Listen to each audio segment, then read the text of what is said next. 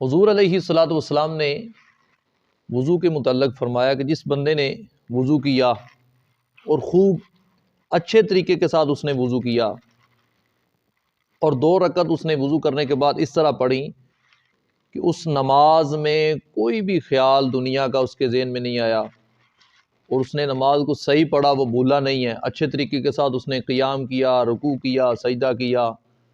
ہر چیز اس نے نماز کے جو ارکان تھے اس نے پورے ادا کیے، تو سرکار دو عالم صلی اللہ علیہ وآلہ وسلم نے ارشاد فرمایا کہ وہ بندہ گناہوں سے اس طرح صاف ہو جاتا ہے جیسے ابھی دنیا میں آیا ہو اور اس کے نامہ اعمال میں کوئی بھی گناہ باقی نہ ہو۔ سرکار دو عالم صلی اللہ علیہ وآلہ وسلم نے ارشاد فرمایا کہ میں تمہیں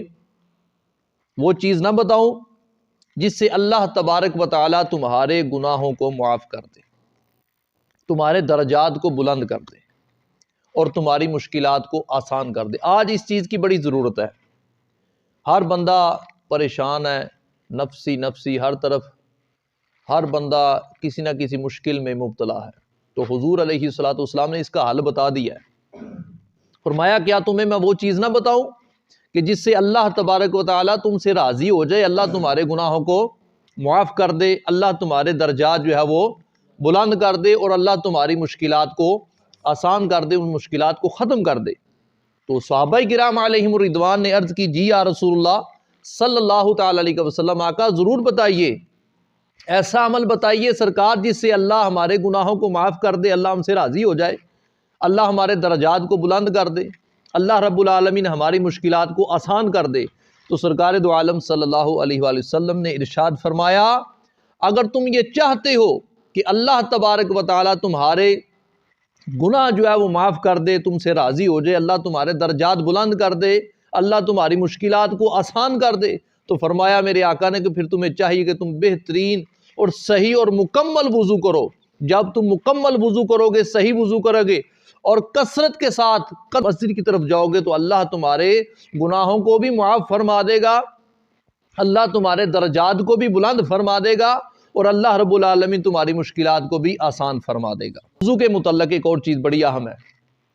ہم وضو کو کتنی مرتبہ دھوتے ہیں؟ اعضائے وضو کو 3 مرتبہ دھوتے ہیں، حالانکہ 1 مرتبہ اعضائے وضو کو دھونا فرض ہے، 2 مرتبہ دھونا واجب ہے اور 3 مرتبہ دھونا سنت ہے۔ اب دیکھیں اس کی فضیلت کیا ہے، اور یہ بہت اہم بات ہے۔ حضور علیہ الصلوۃ والسلام نے یہ اپنی امت کے لیے یہ خاص کر دی، اللہ نے حضور کا صدقہ حضور کی امت پر یہ بڑی مہربانی کی ہوئی ہے۔ حضور علیہ الصلوۃ والسلام نے ارشاد فرمایا اعضائے وضو کا تو آپ کو پتہ نا، یعنی چہرہ دھونا، دونوں ہاتھوں کونیوں سمیت دھونا، دونوں پاؤں کو ٹخنوں سمیت دھونا اور پیشانی کی مقدار سر کا مسح کرنا، یہ اعضائے وضو ہے۔ اب دیکھیں اس پہ غور کریں ذرا،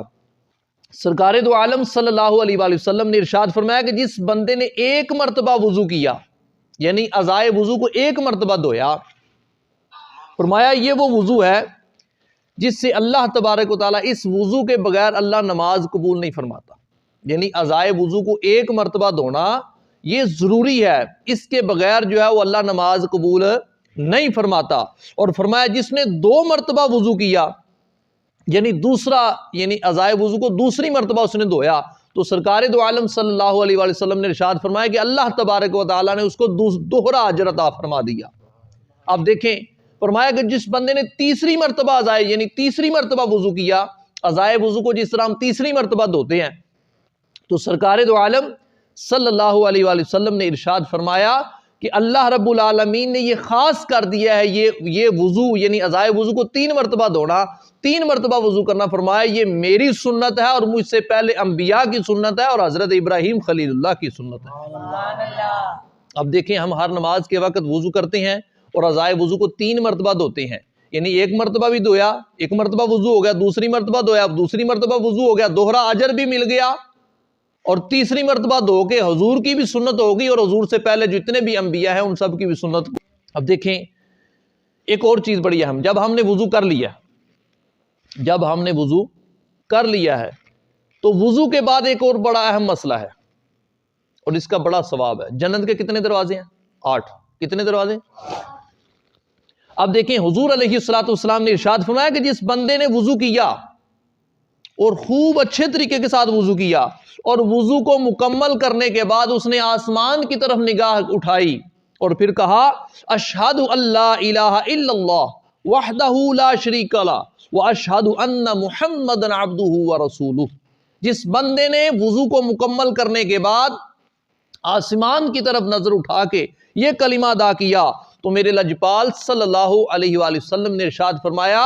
کہ اللہ رب العالمین کی جنت کے 8 دروازے ہیں، اللہ ایسے بندے پر قیامت والے دن یہ کرم فرمائے گا کہ جنت کے 8 دروازوں میں سے جس میں چاہے گا وہ جنت کے 8 دروازوں میں سے گزر جائے گا۔ اب دیکھیں ہم وضو کر لیتے ہیں تو وضو کے بعد اگر یہ مختصر سا یہ عمل ہے، اگر ہم یہ کر دیں تو اللہ کی طرف سے ہمارے اوپر کیسی انوار و تجلیات کی رحمتوں اور برکتوں کا نزول ہوتا ہے۔